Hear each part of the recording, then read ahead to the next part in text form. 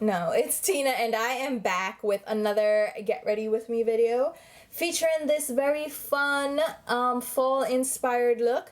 I just went for it. I wanted to play with some of my NYX In Your Elements palettes. I saw them on sale and I was inspired, and I wanted to just go ahead and jump into it and give you guys another look from this collection. I have all of the palettes, and I've done a look with, I believe, the, what was that, the water palette, which is the blue one. I will link it down below in case you are interested in checking that out. And this time around I grabbed the earth palette and the metal palette. I really do enjoy these palettes, so if you want to see how I accomplish this look, then stay tuned and I will talk to you soon.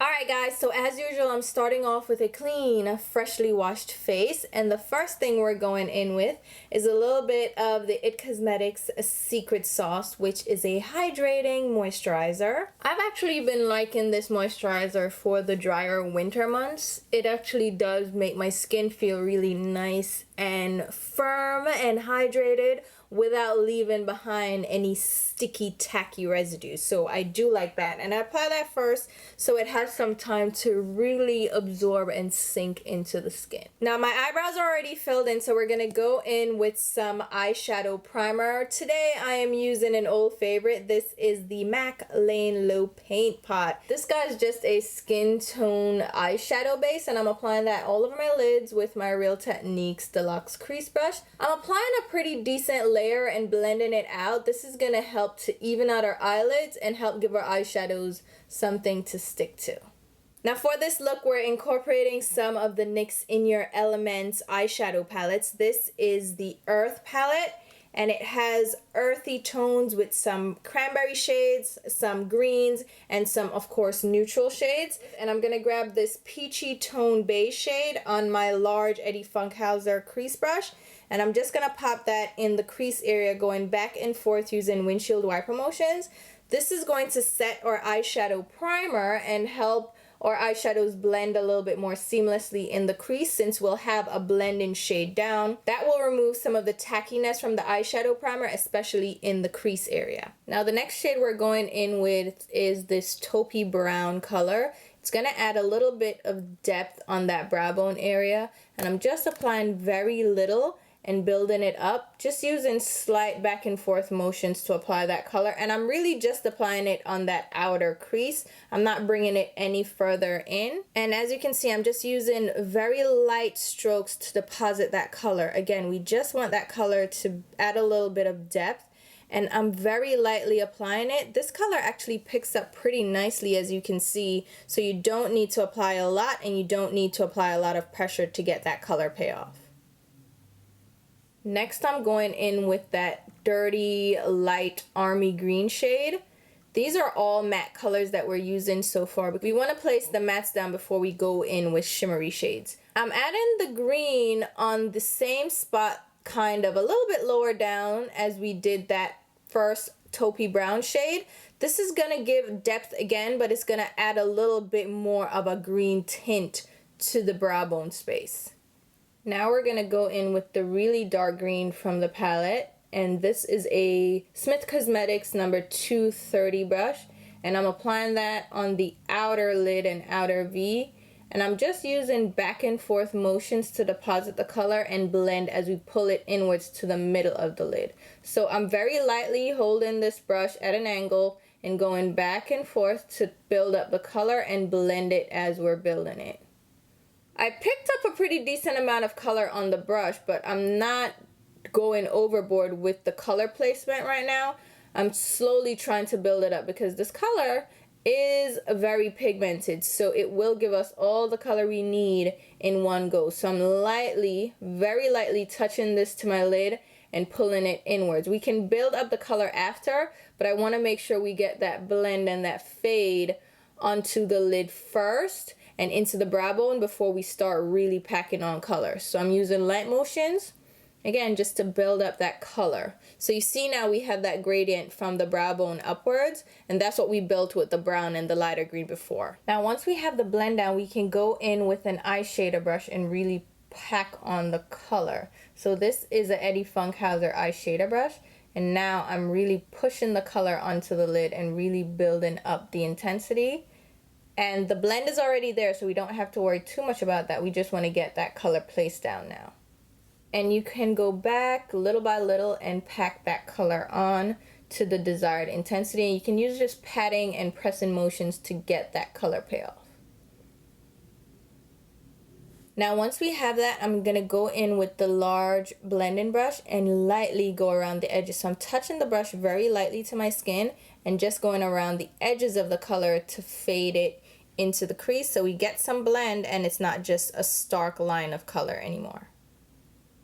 Now it's time to move on to the shimmery part of the eye look. So we're grabbing the Metal palette. This is one of the In Your Elements palettes again, but this is a different formulation. It's all metallic shades. This is more of a dimethicone rich formula, so it feels a little bit creamier to the touch, and they do get a little bit more messy, as you can see. I do recommend using these with a stiff synthetic brush, or you can use them damp as well with a little bit of fixing spray or just plain old water. I'm using my Rite Aid synthetic brush, of course, with these, which I always do with these kinds of shadows. And I think I'm gonna go in with the bronzy shade right here. It's a really beautiful shimmery taupey shade with a brown bronzy undertone and like duochrome shimmer to it. I will dampen this brush just a little bit using my Smashbox primer water, of course. And I'm very gently going to apply this color on the center of the lid, pulling it a little bit onto the inner lid. Now, these colors create kind of a creamy formula when you mix them with anything wet. So they're great to apply to the lids, but you have to be careful to make sure that you blend out the edges. But I'm just applying that to the lid, and I'm making sure my brush isn't too wet either, because if your brush is too wet, you won't pick up the color the way you want it to, and it can really interfere with the matte that you have down already. So you just want a damp brush, but nothing too wet, just enough to pick up the eyeshadow. Then I'll clean off the brush and go around the edge of the color where it hits the crease, just going back and forth just to blend out that color so it merges with the crease shade. We don't want to leave behind a harsh line with this color at all. I'm going back into the palette and I'm going to go ahead and grab this shimmery green shade, again with a quick spritz of the Smashbox primer water. And we're going to apply this green right between where the bronze and the outer V meets. So I'm trying to tie in the dark green on the outer crease with this color on the lid. So I'm using the green as that mating color. And I'm applying just a little bit and then just going back and forth to blend the two shades together. And if you see, you'll just get a little pop of green right there. The Earth palette also has a pretty green as well, so I'm going to grab a little bit of that. And again, I'm just going to pop it between the two shades right over where we had the other green and just blend everything together. And then I'll go back into the dark green on the Eddie Funkhouser brush. And we're just going to use that now to make sure that the outer lid color blends in and still stands out on that outer V. And then for the inner lid, I'm going to go between these two shades. This one is a lighter pinky champagne. This one is a light pink with a green reflect. I'm grabbing a smaller brush from Eddie Funkhouser. This is the Crease brush. And I'll just use this brush to apply that to the inner lid and inner tear duct. And you'll see the shade is really brightening on that inner tear duct. But you can go back and forth and blend the colors together to make sure everything is seamless. Now I'm going back into the Earth palette and I'm grabbing a little bit of that lighter green gray shade. I'm just using a touch of that in the inner crease to blend the tops of the eyelid shades out so they don't look like disjointed.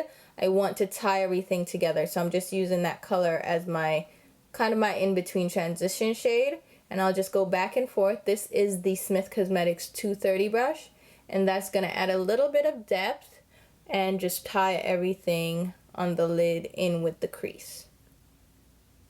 And then for the brow bone, we're going to grab this matte peach shade from the Earth palette and apply it right under our brow using a MAC 252 brush. And this is going to help blend out some of the shades on the crease as well, so everything is nice and seamless. Now let's go ahead and work on the face. I'm gonna grab this Smashbox Photo Finish Iconic Primer Stick and apply it just to my cheek area right beside my nose, on my nose of course, that gets really oily, and in my forehead area where I tend to crease up and get greasy. Also around my mouth, pretty much everywhere on my face is what I'm doing. And this is in a stick form, so it's a little bit easier to apply. But the thing about it is you don't know how much you're applying because it's so lightweight that you feel nothing. But you can kind of tell how it smooths my skin out. And you don't want to overdo this either because then it can end up being counterintuitive. It's meant to be a primer to help with your foundation staying in place, but if you apply too much, it's just going to help make your foundation slip around some more. So I'm just going to massage that in with my hands. For my foundation, I'm going to use this bareMinerals BarePRO Performance Wear Liquid Foundation. The shade that I wear is Chai 26. I'm just going to buff that all over my skin. This foundation I need to do a review on, like a wear test, because I've used it quite a few times now and I really love how it looks on my skin. I like how it wears. You do still, well, for me, I have oily skin, so I do still have to powder and prime to get really long wear out of pretty much any foundation.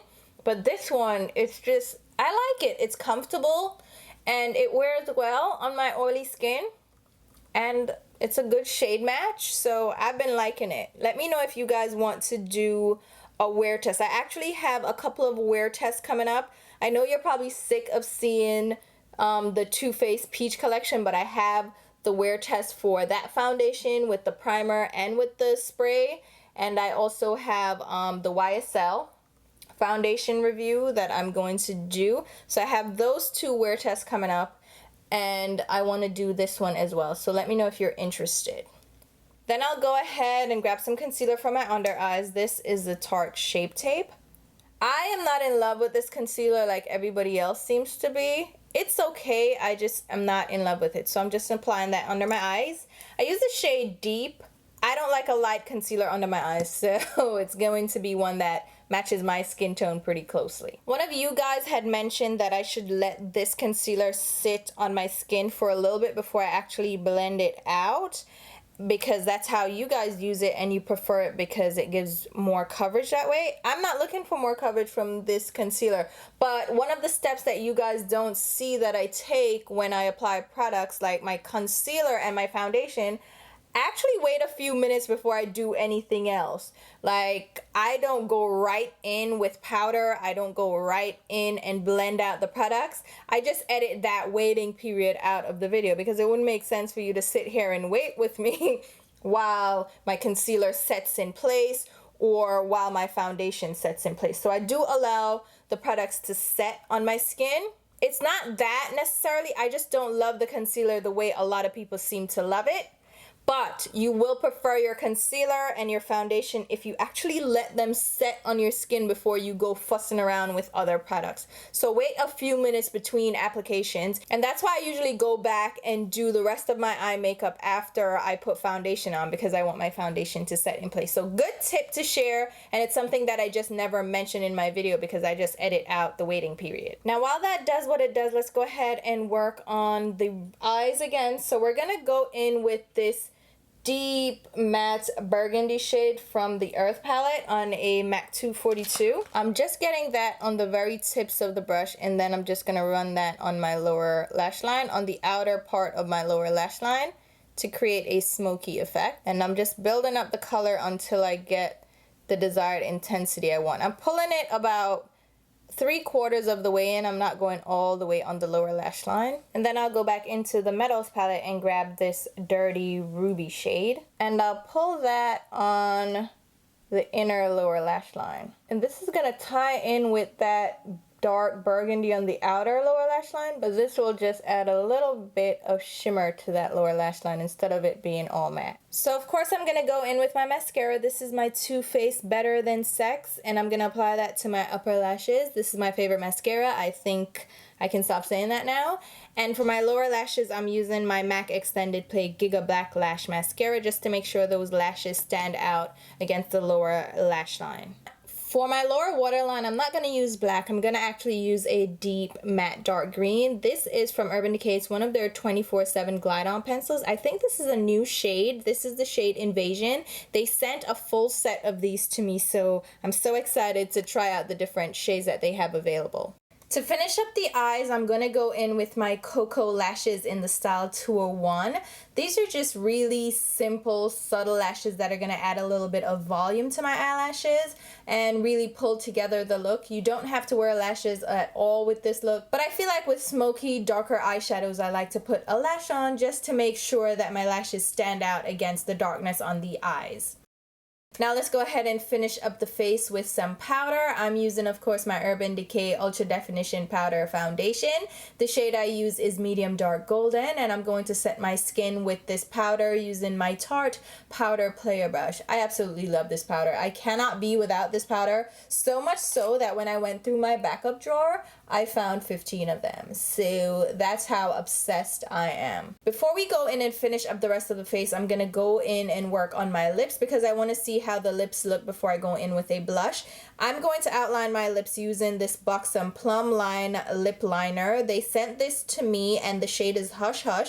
I want to try this out. This is like a terracotta nude. I really like this color, and it's a jumbo lip pencil, so it's not gonna give you like a really precise line, and you can actually use it as an all over lip color because it is such a large lip pencil. I really like this color, and I think if you use this and a little bit of clear gloss or one of those gloss toppers, this would be an excellent nude shade. And to top this off, I'm going to go in with one of the Makeup Forever Artist Liquid Matte Lipsticks. They came out with a couple of new shades to expand their line, and I've been loving the colors that they sent to me. This is 301, and I feel like this formulation is inching its way up on my top 10 liquid lipsticks. I didn't originally love the first colors that they came out with, which is why I never really wore them or tested them out. So I just completely glazed over the formula.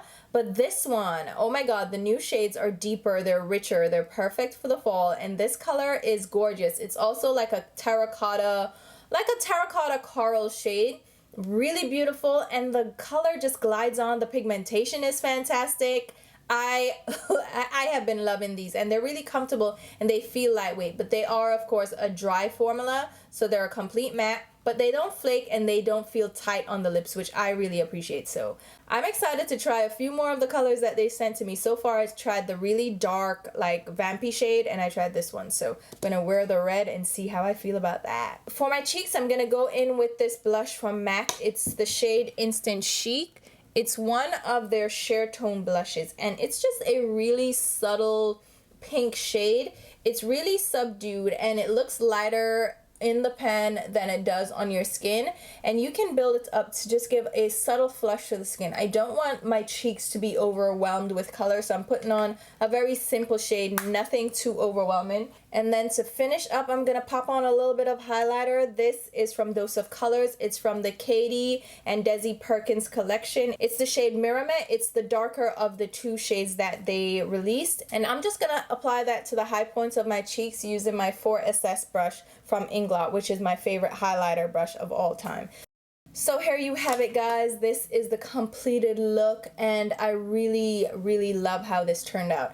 I really love a smoky green look for the fall. I feel like it just complements the cooler months so well, and I don't just stick to burgundies and plums and the typical cranberry and like orangey tones that people wear for the falls. I love a dark green. I feel like it's a really great complement to the colder months, and it goes with the foliage as well. So I really love this. And these palettes from NYX, they're overpriced at $30. They're $29, and I do think they're overpriced for the collection, and especially for NYX. NYX is a drugstore brand, so $30 is really pushing the limit. But they are on sale sometimes. They go for 40% off. I even recently saw them in Ulta for $14.99. So they've dropped the prices. I think NYX is aware, Ulta is aware that they're not selling at that $30 price point. So if you can get your hands on these on sale, I think they are absolutely worth it. They are really fun palettes, and I think the reason most people aren't talking about them is because of that price point.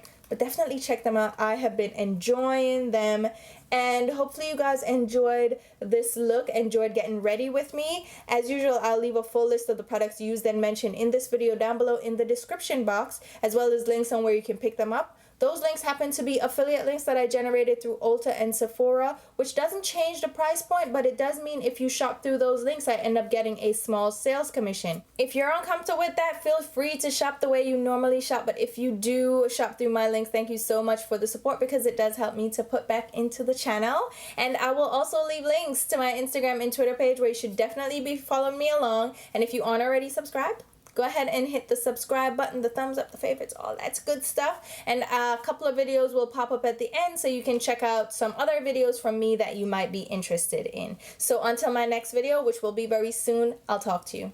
Bye, guys.